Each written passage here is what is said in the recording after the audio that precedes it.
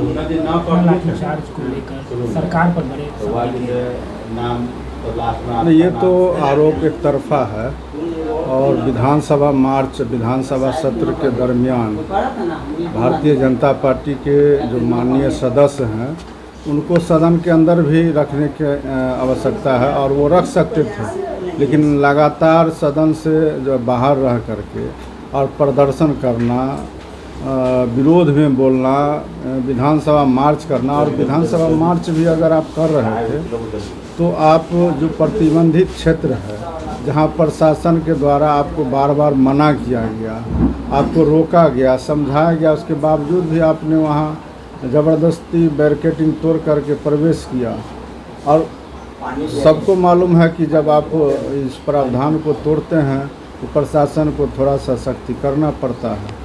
और रही बात भारतीय जनता पार्टी का जो आरोप लगा रही है, तो उनको अपने गिरेबान में भी झांकने की आवश्यकता है।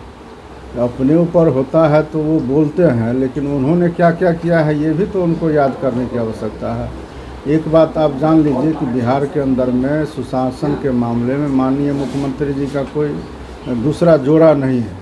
और उन्होंने हमेशा जो भी पार्टी हो, चाहे वो पक्ष के हो या विपक्ष के हो, सभी का उन्होंने सम्मान किया है।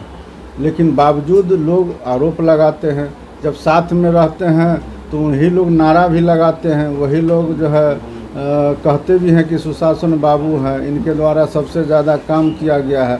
और काम किया गया है इसलिए बोलते हैं, उस समय सच बोलने लगते हैं, लेकिन जब ही अलग होते हैं तो फिर झूठ पर उतर जाते हैं, भ्रम फैलाते हैं। हालांकि बिहार के लोग जानते हैं और उनके बात में कोई आने वाले नहीं हैं। और ये सब जो चल रहा है, यह जो 2024 में जो लोकसभा चुनाव है उसकी ये सब समझिए कि तैयारी है।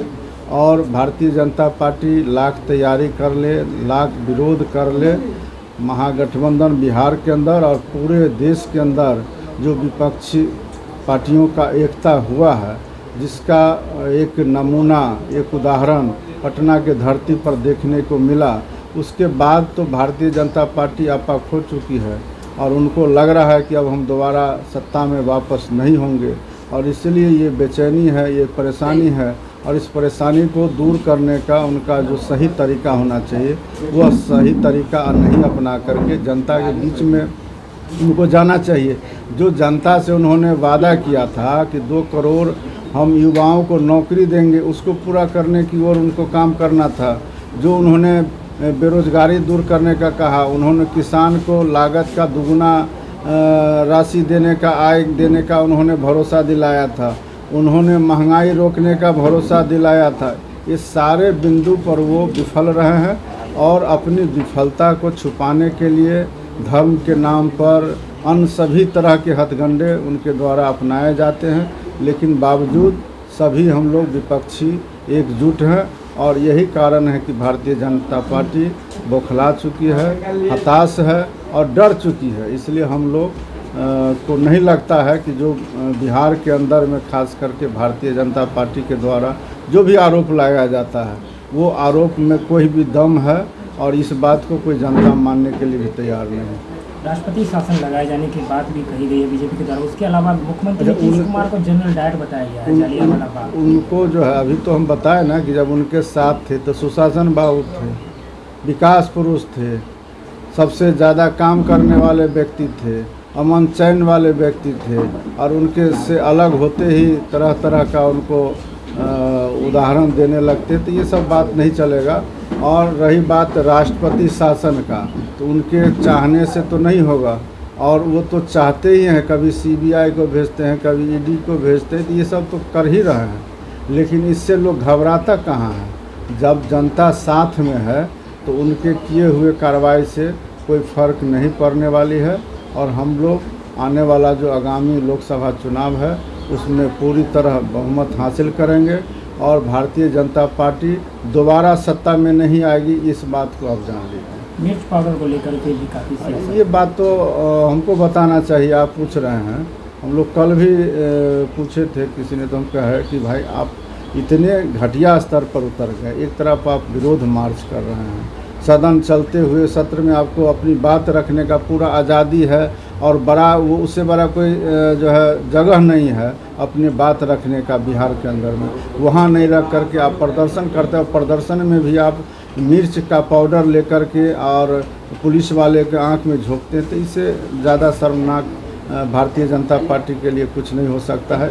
ये हरकत भारतीय जनता पार्टी के अलावा कोई दूसरा कर भी नहीं सकता है।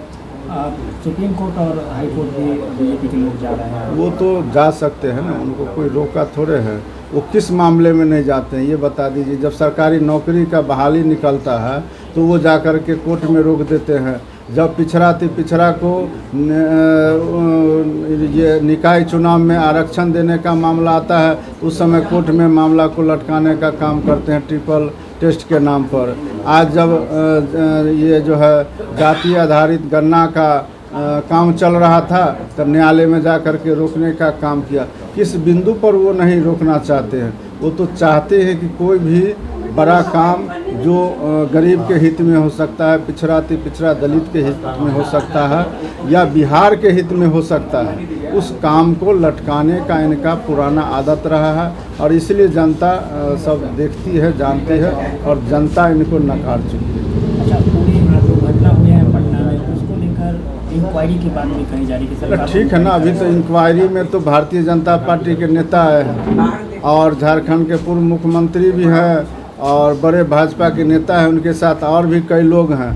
तो आप बता दीजिए, जो उनके राष्ट्रीय अध्यक्ष जी ने यह टीम का गठन किया होगा तो पहले ही उनको निर्देश प्राप्त हो गया होगा कि किन किन बिंदु पर आपको जांच करना है। और आपको लगता है कि वो जांच जो है सरकार के पक्ष में, प्रशासन के पक्ष में देंगे? वो तो विपक्ष में ही देंगे। अगर उनको निष्पक्ष जांच करने का अगर मन बना के आए हैं तो वह यह भी दर्शाए कि भाई मिर्च का पाउडर कहाँ से आया और जो इसकी मृत्यु विजय सिंह जी का हुआ है वो सही में उनको प्रशासन के द्वारा धक्का दिया गया, मारा गया या पहले से बीमार थे, उस जुलूस में शामिल थे कि नहीं थे, या जो लोग अस्पताल में भर्ती हो गए हैं बैठ कर के समय वहाँ काट रहे हैं, इस तरह के टीम के आने का इंतज़ार कर रहे हैं, फ़ोटो खिंचवा रहे हैं, वह मामला सत्य है कि नहीं, अस्पताल में भर्ती होने लायक वो लोग हैं कि नहीं, ये सब चीज़ भी उनको रिपोर्ट करना चाहिए। लेकिन हम लोग तो नहीं समझते हैं कि इस तरह का वो रिपोर्ट करके और खुद अपना पैर में कुल्हाड़ी मारेंगे। उनको तो कहा ही गया होगा कि सरकार के खिलाफ में, प्रशासन के खिलाफ में आपको रिपोर्ट करना है।